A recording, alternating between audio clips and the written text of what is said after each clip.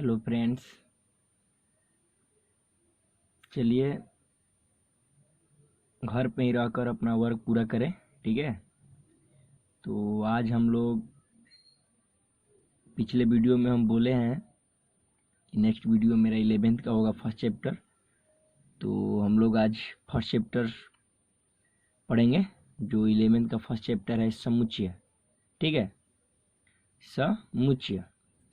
तो सबसे पहले हम समुच्चय के बारे में जान लेंगे। ठीक है, समुच्चय क्या होता है।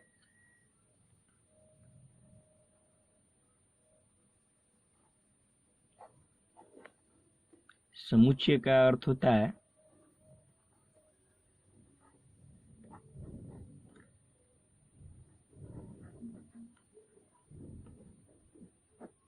किसी भी वस्तु के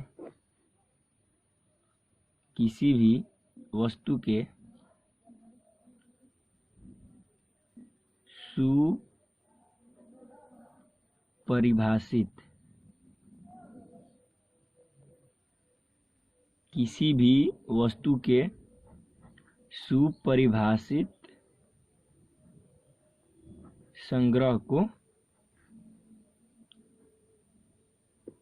सुपरिभाषित संग्रह को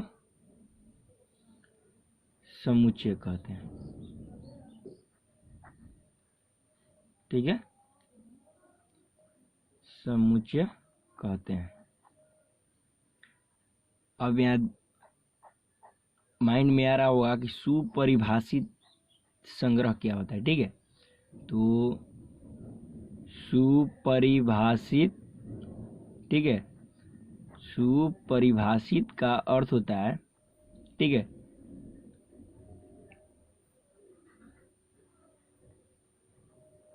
सुपरिभाषित संग्रह का अर्थ होता है, ठीक है, कि कोई भी वस्तु लेते हैं, अगर उसका हम संग्रह कर रहे हैं, ठीक है, तो उन सभी वस्तुओं में गुण होना चाहिए। ठीक है, सुपरिभाषित का अर्थ होता है, ठीक है,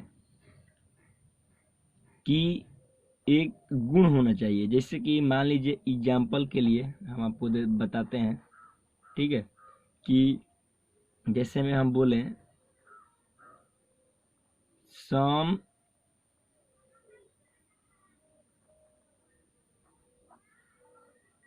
संख्याओं का संग्रह। ठीक है, मान लीजिए 2 6 7 8 9 मान लीजिए दिया हुआ है। ठीक है, लिख दिया। ठीक है, तो हमें केवल सम संख्याओं का संग्रह पूछा गया, बस क्वेश्चन पे ध्यान देना है थोड़ा। ठीक है, कि केवल सम संख्याओं का, ठीक है, न कि विषम। तो जो इसमें सम है केवल उसका हम संग्रह करेंगे। मतलब कि इसको हम लिख सकते हैं ऐसे। ठीक है, ठीक है, नहीं कि इसमें 7 आएगा, क्योंकि 7 एक विषम संख्या है। ठीक है, देखिए इसका नियम है सुपरिभाषित का,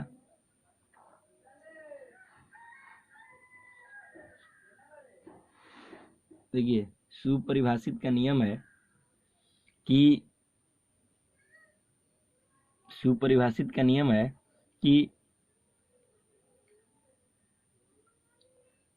वस्तुएं का गुण समान हो। ठीक है, दूसरा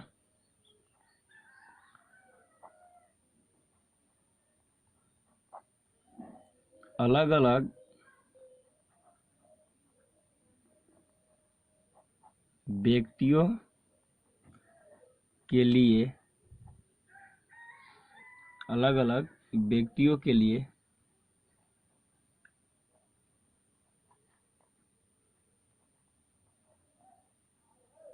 अलग संग्रह नहीं होते हैं। ठीक है, नहीं होते। मेरा मतलब है कि मान लीजिए एग्जाम्पल, ठीक है, कि किताबों का संग्रह। ठीक है, किताबों का संग्रह। यहाँ पे क्वेश्चन जो है केवल किताब बोल रहा है कि किताबों का संग्रह, न कि कह रहा है कि मैथ का किताब, इंग्लिश का किताब या हिंदी का किताब, नहीं कह रहा है। ठीक है, तो हमको केवल कह रहा है किताबों का संग्रह। ठीक है, ठीक है। और इसका हम लोग समुच्चय बनाए तो समुच्चय नहीं बनेगा। क्यों नहीं बनेगा? ठीक है, और इसको संग्रह करें, ठीक है, अगर इसको हम केवल संग्रह करें तो इसका संग्रह हो सकता है गणित, ठीक है, हिंदी, ठीक है। अब मान लीजिए इसी में कोई कुर्सी ले लिया, ठीक है, तो ये गलत हो जाएगा, क्योंकि हमको केवल क्या बोल रहे हैं, किताबों का संग्रह, मतलब जो आपको किताब दिखेगा बस उसी को संग्रह के साथ जोड़ना है। ठीक है, ना कि दूसरे को। ठीक है, चलिए दूसरा बताते हैं अलग अलग। मान लीजिए ये कोई चुन लिया, जैसे कि मान लीजिए बाघ, ठीक है, शेर, बाघ, शेर, मान लीजिए भेड़िया, ठीक है, ठीक है। क्वेश्चन आपका है, ठीक है, कि सबसे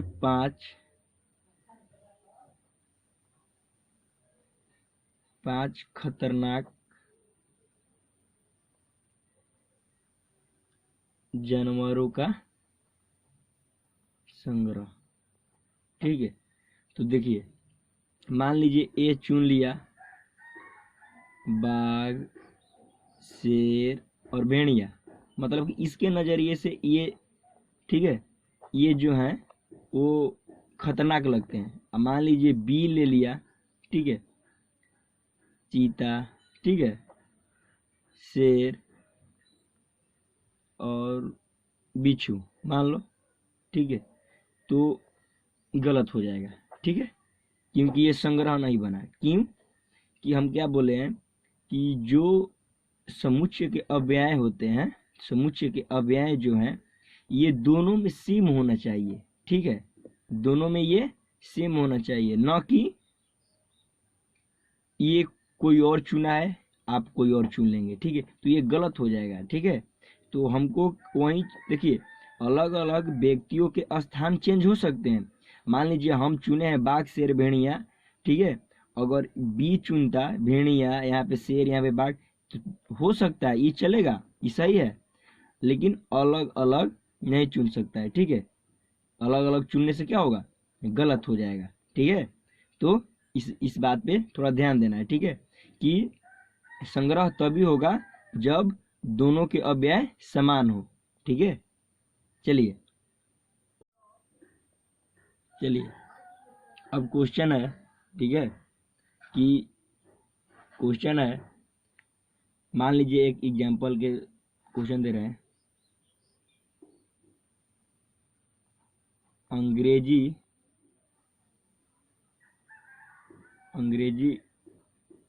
वर्णमाला में, ठीक है, स्वरों का संग्रह।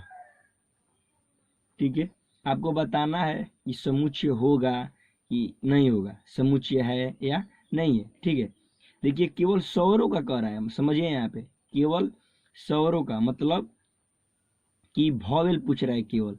ठीक है, तो हम इसको लिख सकते हैं। ठीक है, मान लीजिए ए चुन लिया, ए, ई, आई, ओ और यू।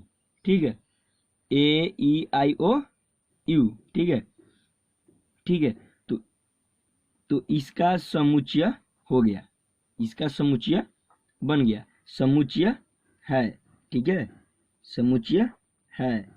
ठीक है, अब दूसरा बात बताएं कि अलग अलग नहीं हो सकता है। ठीक है, मान लीजिए अब दूसरा कोई चुन लिया, ए, बी, सी, आई, ठीक है, ओ, यू, तो ई समुच्चय गलत हो गया।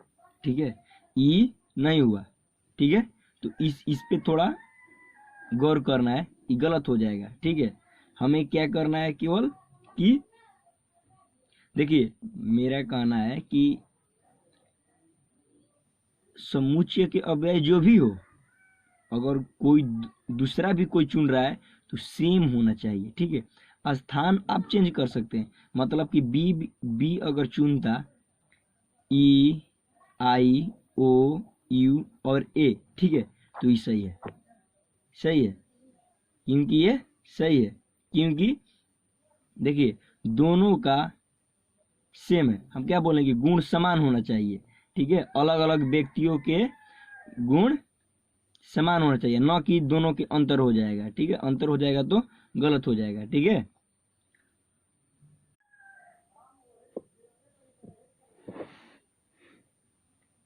देखिए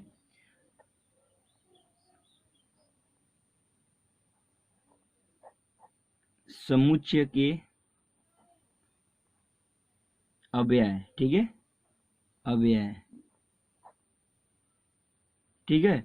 देखिए समुच्चय के अव्यय, जैसे कि मान लीजिए ए बराबर दिया है 1 2 3 4, ठीक है। तो जो इस समुच्चय के अंदर है, ठीक है, इसको हम बोलते हैं समुच्चय के अव्यय। क्या बोलते हैं, समुच्चय के अव्यय, समुच्चय के अव्यय, ठीक है। तो ये ध्यान देना है यहाँ पे, इसको क्या बोलते हैं हम लोग, समुच्चय के अव्यय, ठीक है। समुच्चय को, चलिए इतना समझ गए। 10 क्वेश्चन हम आपसे पूछ रहे हैं, ठीक है।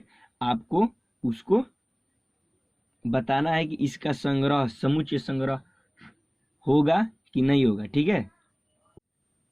मेरा फर्स्ट क्वेश्चन है, ठीक है, फर्स्ट क्वेश्चन है 10 सबसे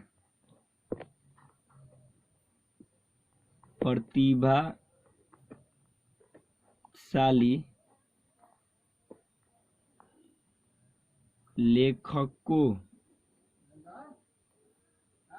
लेखकों का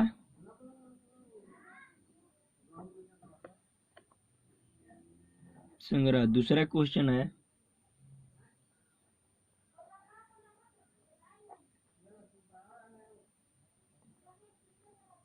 आपके विद्यालय के सभी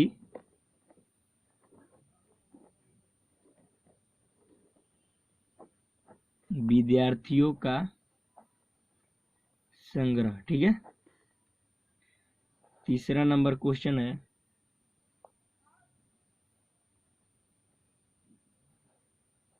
भारतीय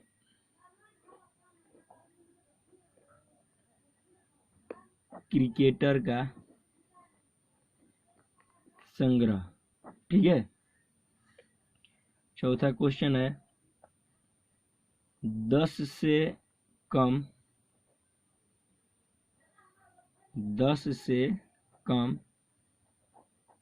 सभी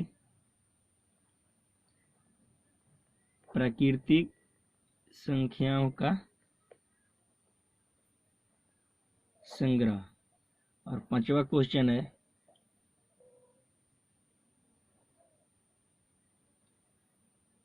आपके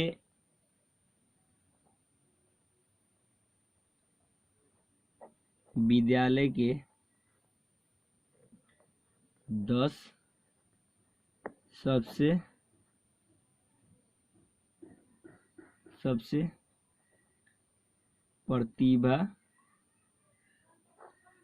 प्रतिभाशाली, ठीक है, आपके विद्यालय के 10 सबसे प्रतिभाशाली विद्यार्थियों का संग्रह, ठीक है, ठीक है।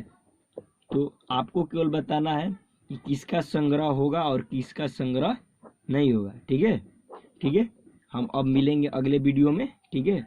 अभी हम लोग को 11th के फर्स्ट चैप्टर समुच्चय के बेसिक के बारे में जान लेते हैं, ठीक है। बेसिक के बारे में जानने के बाद हम लेसन बाय लेसन, ठीक है, एक एक क्वेश्चन को हल करेंगे, ठीक है। चलिए।